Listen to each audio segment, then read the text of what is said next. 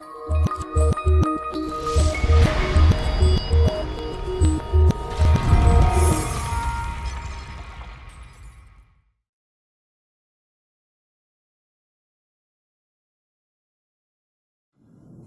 like to take a second and dedicate one of these modules towards young people specifically. I'd like to give advice to people that I wish I would have had when I was in my 20s and first starting my career in the working world.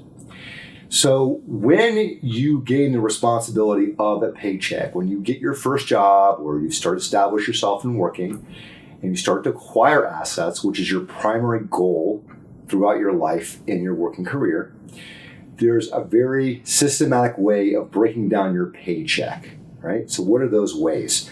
Consider it something of a bucket system.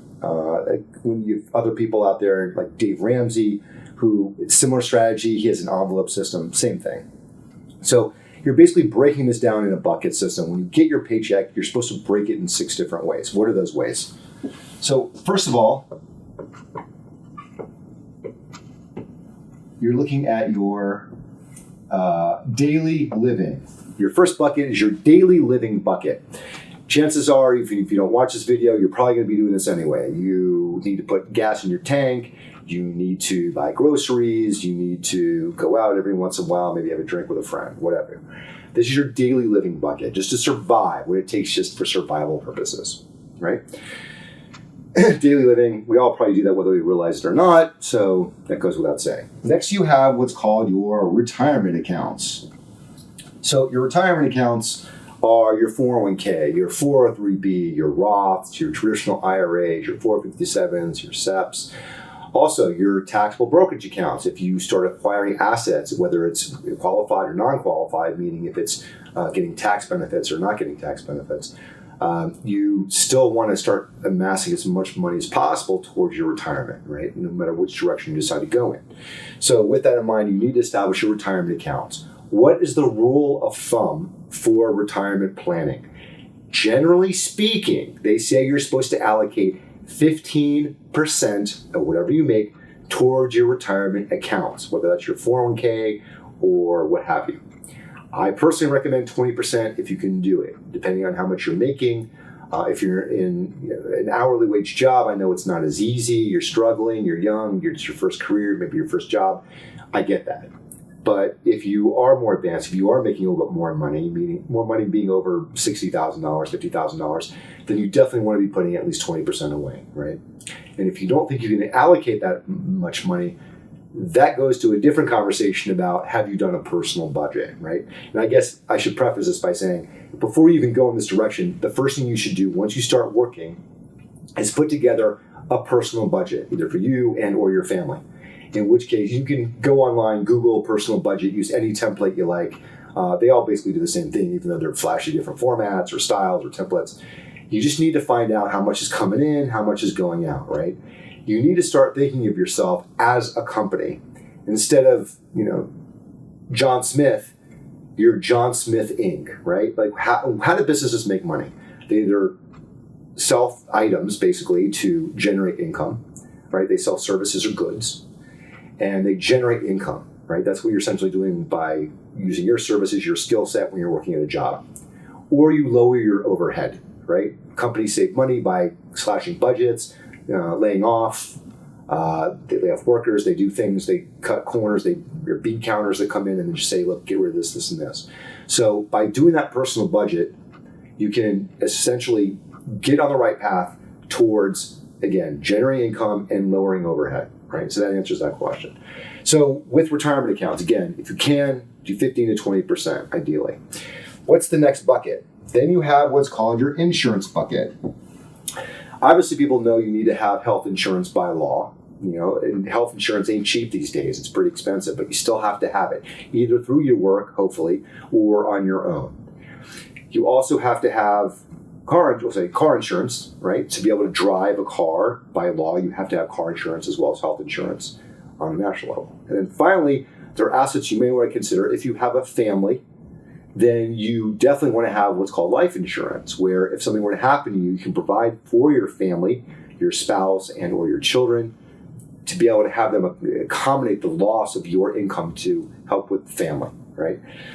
Now, all life insurance is death insurance. They don't call it death insurance because it doesn't sound as exciting or sexy, so they just call it life insurance. It sounds more positive. So you're basically, life insurance is done, it's a way to create an instant estate, right? You're creating a legacy for your family if you were to pass. And you're able to provide for those that aren't able to provide on their own. That's why they do it. So it's important you have life insurance as well as health insurance and car insurance. Now, with life insurance, how much do you need, right? So if you don't have anyone else you're providing for, if you have no family, no spouse or kids, you need at least $30,000 for what's called final expense insurance. If something were to happen to you, it's very expensive to bury someone in today's day and age. It's about $20,000 to $30,000 roughly to bury someone and to settle their estate. So you should at least have that in place. That should cost you, if you're younger, maybe $5. It's next to nothing. If you're older, maybe a little bit more. But at the very least, you need that to be able to provide for your death and cover your death, which is expensive. If you have a family, at the very minimum, I would recommend at the very least, $250,000. If you can't do whole, then you can do term. What's the difference? It's like renting versus owning a house. If it's term insurance, you're basically saying, okay, between the age of, let's say, 30 and 60, if something were to happen, then my family's covered, right? But after age 60, no money goes back in either direction, right? That's it.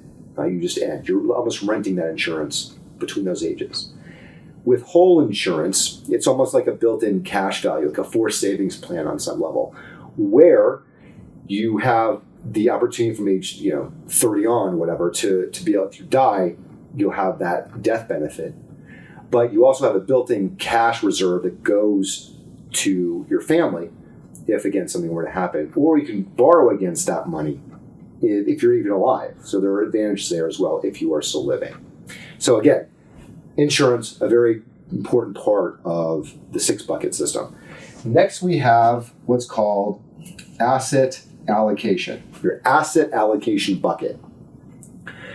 Asset allocation is an account. It's basically an automated savings account. And by the way, all of these should be a set and forget system where you're allocating a certain account or a certain portfolio where it's just automatically deducting from your main checking account. So it goes into these other accounts automatically. The key to this is to set and forget the process, because if you think you're going to do it on your own, it's not. You may be really strong for the first 6 months, but it's going to dwindle. You'll say, oh, I want to go on this vacation instead of donate to my retirement. Don't do that. Automate it, set and forget, even if it's less than I'd like, right? So with that in mind, the asset allocation bucket is a saving for a big ticket item, usually a house. If not a house, a rental property. And again, all this stuff is stuff you're going to slowly build up over time. I don't expect you to have 10 grand in your asset allocation bucket like that. You're slowly contributing small amounts of money, and how much that is depends on you, your particular situation, your income level, your lifestyle. Only you can make that decision based on your personal budgeting. But with that in mind, your asset allocation bucket specifically is meant to buy a real estate property. Now let's talk for a second, why real estate property? Why is it important to buy a home, right? Why not just rent indefinitely? Real estate property is one of the easiest ways to acquire wealth over time, right? You're using something called leverage, a little bit of money, you're borrowing from a bank, and with that bank money, you're basically watching the appreciation happen in your home. Now, in some cases, it might be more advantageous to have a home and less expensive than it is renting, because you get what's called tax benefits, where you go to your HR department and tell them you're a homeowner, and you get a better deduction when it's time to file for your taxes. So there are benefits to being a homeowner. You want to be a homeowner. It's very important. If you don't want to do rental property, you want to manage tenants, I get that, but at least have your own property, which is going to accumulate capital appreciation over time, right? Because in a Plan Z scenario, if you needed to do what's called a reverse mortgage, because you don't have any other assets and you're out of options, at least you have that Plan Z, right? You can at least dip into the capital appreciation, the equity in your home that's been acquired over time through your home, right? Slowly and surely. So again, asset allocation for a big ticket item, usually property in some cases, either for your primary residence or for your rental property. Next, you have what's called an emergency fund. An emergency fund is generally 3 to 6 months of savings. Savings meaning you're not putting it into any investment, it's sitting in a savings account in cash.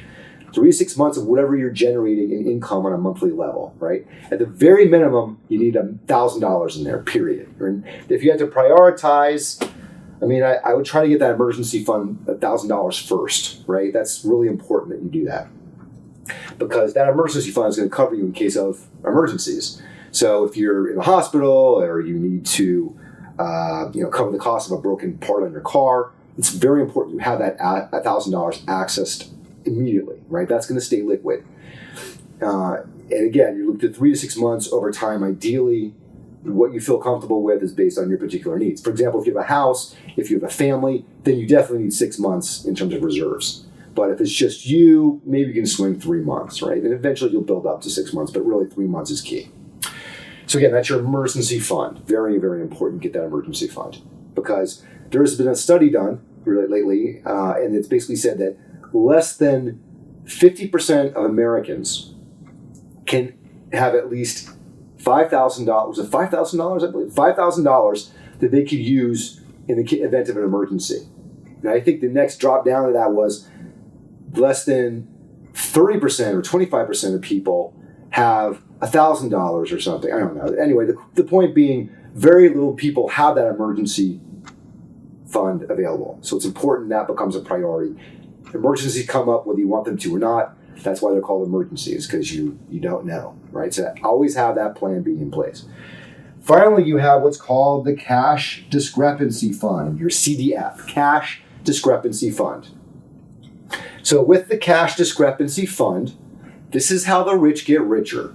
They sit and hoard on a ton of cash and wait for a beat down market, whether it's the stock market or a real estate market. And then they put the money into play. For example, when you see people crying on the financial news markets because the market has dropped so significantly low that they get Warren Buffett on, and who says, now's a good buying opportunity, take it from Warren Buffett, that's a good buying opportunity. I remember in 2008 when the market just went south so fast, so detrimentally, that it got so bad they had Warren Buffett come on saying this is good, reassuring people. He was reassuring people. 3, 2. In 2008, they had Warren Buffett go on the television on the financial news markets when people were literally crying because they lost so much money. And they had Warren Buffett reassure people saying the market will bounce back. This is a great buying opportunity for the average investor. And he was correct. When you see people miserable and crying on the financial news markets, that's the time to get in, right? That's a great time to get in the market. And that's exactly what the cash discrepancy fund is for. Or conversely, if there's a major disaster, like something happened in Houston where there's a lot of flooding with the markets there, right? The real estate market, gets flooded. They had the floods with water. So, at one point they were selling some of the properties which are, completely